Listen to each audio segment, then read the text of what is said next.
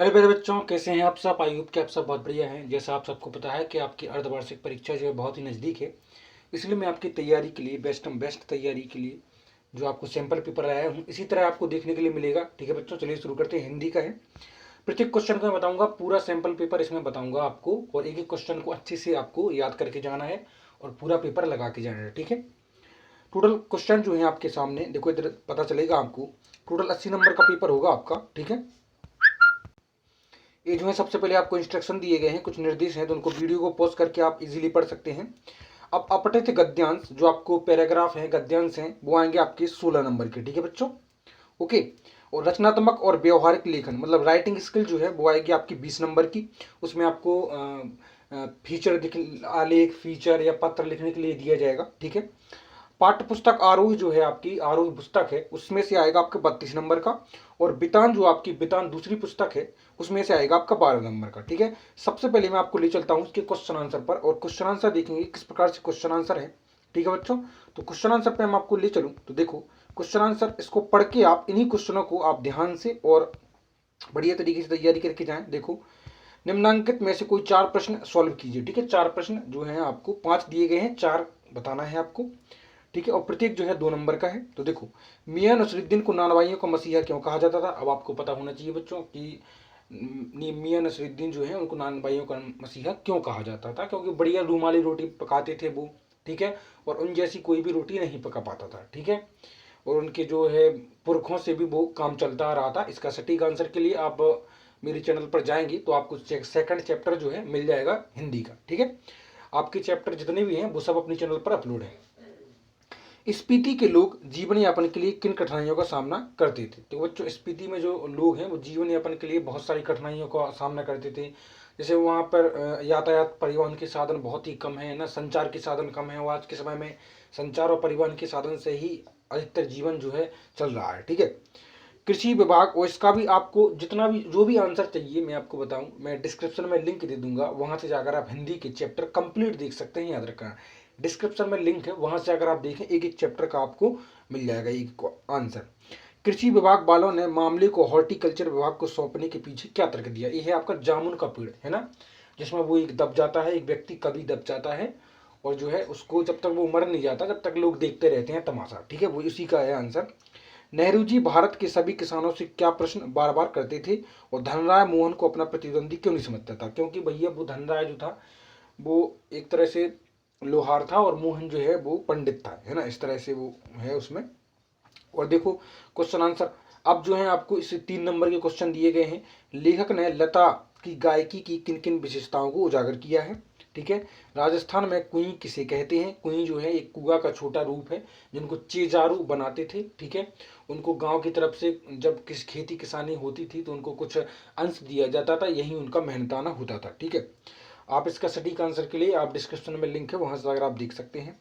कला और भाषा के अंतर्गत आपकी राय क्या है, और चीजारों के साथ गांव समाज में क्या व्यवहार में अंतर आया है, आप ये देख सकते हैं। ठीक है। तो आपको इसमें से 3 करने हैं, कोई भी है ना, इंपॉर्टेंट है। निम्नलिखित में से एक निबंधात्मक प्रश्न लिखिए। मतलब इसका जो है आपको निबंध 1 पेज का कम से कम आपको आंसर देना है। ठीक है बच्चों। संगीत के क्षेत्र में लता जी की स्थान निर्धारित कीजिए। तो भैया संगीत के क्षेत्र में बहुत बड़ा स्थान है लता जी का। ठीक है। और दूसरा है राजस्थान में कुई निर्माण की विस्तार पूर्वक लिखिए। किस प्रकार वो क्वीन चेजारो जो है कुई में उतर जाते थे, और जितना खोदते जाते थे चूने की दीवार भी बनाते जाते थे, रस्सी में चूना लगाकर और उसमें लगाते जाते थे, जिससे मिट्टी उनके ऊपर ना गिरे।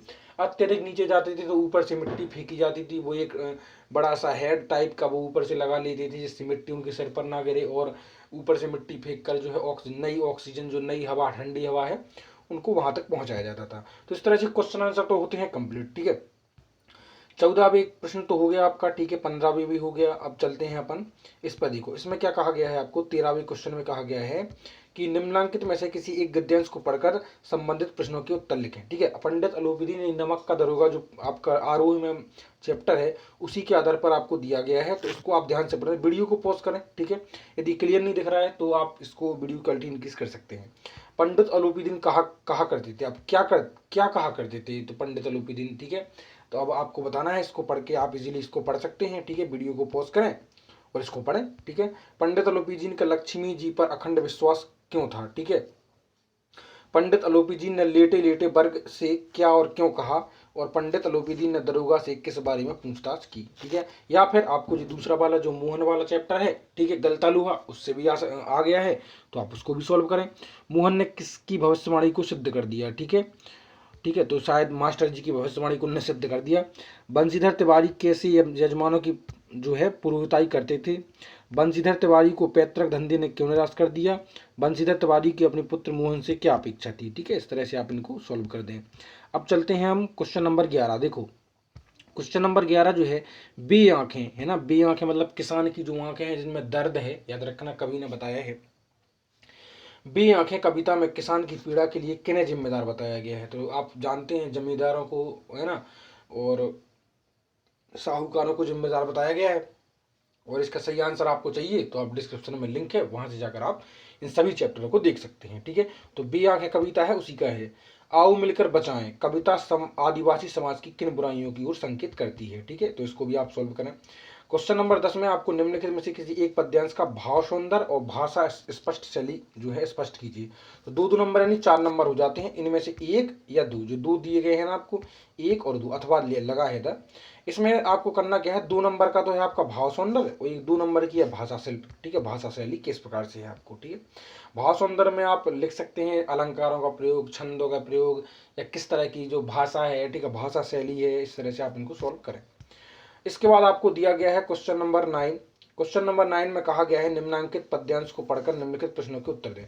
इस पद्यांश को आपको पढ़ना है। ठीक है, मेरे तो गिरधर गोपाल दूसरा न कोई, ये भी आपकी आरोही बुक का ही है, याद रखना। ठीक है, जो मीराबाई वाला चैप्टर है वही उसी का है। मेरे तो गिरधर गोपाल दूसरा न कोई, तो मीरा ने अपना पति किसे माना है, गिरधर यानी कृष्ण जी को माना है।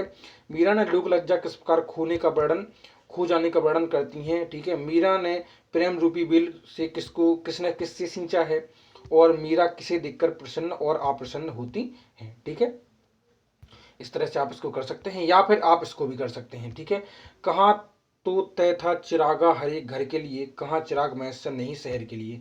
ये जो है गजल है, ये जो आपकी क्लास 11th में ही दी गई है आरोही की बुक में, उसके जो 4 क्वेश्चन हैं इसको आप इजीली सॉल्व कर सकते। देखिए मैं फिर बोल रहा हूँ, डिस्क्रिप्शन में लिंक है, वहाँ से अगर आप सारे आपको जो है प्लेलिस्ट है आपको मिल जाएगी, वहाँ से अगर आप एक एक क्वेश्चन को आराम से सॉल्व कर दें, और मैंने बढ़िया तरीके से उसको बताया भी है। ठीक है, क्वेश्चन नंबर 8 में आपसे क्या कहा गया है, देखिए निम्नलिखित में से किसी एक विषय पर अपने शब्दों में आलेख लिखिए। आलेख आप जानते हैं। ठीक है, आलेख 1 पेज का होता है।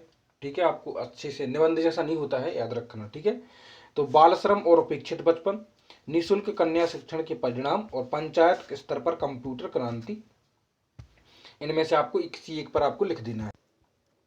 प्रश्न नंबर 7 में कहा गया है एक आदर्श प्रतिवेदन के गुण लिखिए। ठीक है, प्रतिवेदन मतलब ये रिपोर्ट के गुण लिखना है आपको, प्रतिवेदन। ठीक है, कि इसमें क्या गुण होने चाहिए, किस तरह से हमको प्रतिवेदन देना चाहिए, लिखना चाहिए, क्या क्या उसमें विशेषताएं होती हैं, क्या उसमें गलतियां होती हैं जो हमें नहीं करनी चाहिए। ठीक है बच्चों, महामारी, कोरोना महामारी के कारण शिक्षा में बदलते स्वरूप पर एक फीचर लिखिए। बहुत ही इंपोर्टेंट क्वेश्चन है, कोरोना के ऊपर तो अभी आएगा ही, याद रखना। ठीक है, समाचार पत्र लेखन के 6 प्रकार कौन कौन से हैं, 2 नंबर का अंक है, तो आप लिखना है समाचार पत्र लेखन के 6 प्रकार बताना है कौन कौन से हैं। अब इसके बाद आपको दिया गया है क्वेश्चन नंबर 4 में आपको पत्र लिखना है। ठीक है, अब क्वेश्चन नंबर 3 में जो है आपको लिखना है निम्नलिखित में से एक विषय पर 8 नंबर का है आपको, कन्या भ्रूण हत्या जघन्य अपराध। ठीक है, योग स्वास्थ्य की कुंजी, जीवन में खेलों का महत्व। देखो बच्चों, जीवन में खेलों का महत्व आप मेरे चैनल पर देखेंगे तो आपको निबंध प्लेलिस्ट में ये मिल जाएगा आपको, मैंने आपको वहाँ निबंध ही बताए हैं। कोरोना वायरस पर भी निबंध है, और खेलों पर भी निबंध है, प्रदूषण पर भी निबंध है। ठीक है, कोरोना वायरस महामारी के सामाजिक, आर्थिक और राजनीतिक प्रभाव। ठीक है, तो निबंध भी आप जाके वहाँ से चेक कर सकते हैं। ठीक है, अगला है, हाँ, अब इसके बाद आपको दिया गया है क्वेश्चन नंबर 3 तो हो गया अपना, है ना। तो क्वेश्चन नंबर 2 में देखो आपसे कहा गया है निम्नलिखित पद्यांशों को पढ़कर और इसके आंसर देना है। तो यह जो है आप पद्यांश अच्छे से पढ़ लें।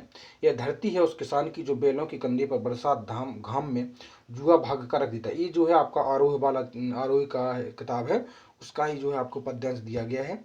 ठीक है, कवि ने धरती का असली स्वामी किसे बताया है, तो वो है अपना किसान। ठीक है, अन्न का ढेर कब लगाया जाता है, तो वो नए वर्ष में लगाया जाता है। कविता की भाषा शैली कौन सी है, तो जो खड़ी बोली है। ठीक है, बैलों के कंधे पर किसान क्या रख देता है, तो जो भाग्य का जुआ रख देता है। पद्यांश में वायु की क्या विशेषता बताई गई है, और कविता में किस युग की अभिव्यक्ति हुई है, कविता में किसके गुणगान की, कविता में किसका गुणगान किया है और कविता का उपयुक्त शीर्षक क्या है, ये सब आपको पद्यांश पढ़ के ही समझ में आएगा। और कोई भी डाउट हो आप कमेंट बॉक्स में अपना नाम कमेंट बॉक्स में अपना प्रश्न जरूर लिखें, ठीक है। इसके बाद जो है आपको क्या दिया गया है, देखिए हाँ, इसके बाद जो है आपको दिया गया है बच्चों एक पैराग्राफ। इस पैराग्राफ के अनुसार आपको यहाँ आंसर देना है। इस पैराग्राफ को वीडियो पोस्ट करके आप इजीली पढ़ लें। प्राचीन काल में भारतीय नारी का स्वरूप कैसा था, तो उनका नारी था प्राचीन काल में आदरणीय, दयनीय और चिंतनीय, ठीक है। भारतीय नारी की स्थिति की नकारात्मक परिवर्तन कब आया, तो ये आया आपका मध्यकाल में आया, ठीक है, आप अच्छे से पढ़ लेना। इसके बाद नारी जीवन का पूर्व काल माना जाता है क्या, तपस्या का, ठीक है। इसके बाद है समान अधिकारों की परंपरा को मानने वाला समय है, तो ये हो जाएगा आपका समान अधिकारों की मानने वाला, जी आप उसी में से पढ़ लें। और इसके बाद दिए गए हैं आपको क्या कि मध्यकाल में भारतीय नारी का जीवन किस प्रकार से शोषणग्रस्त हुआ, ठीक है। वर्तमान में भारतीय नारी के उत्थान का प्रमुख कारण क्या है, पर्दा प्रथा, बाल विवाह, सती प्रथा कब प्रारंभ हुई, और उपयुक्त गद्यांश के उपयुक्त शीर्षक आपको जो है लिखना है। इस तरह से आप इसको सॉल्व कर सकते हैं। आई होप कि आपको क्लियर हो चुका होगा। वीडियो को लाइक और चैनल सब्सक्राइब करें। मिलते हैं नेक्स्ट वीडियो में बच्चों जल्दी ही, और जल्दी ही मैं आपका सेकंड जो दूसरा सब्जेक्ट है उसका पेपर लेके आऊँगा। Take care.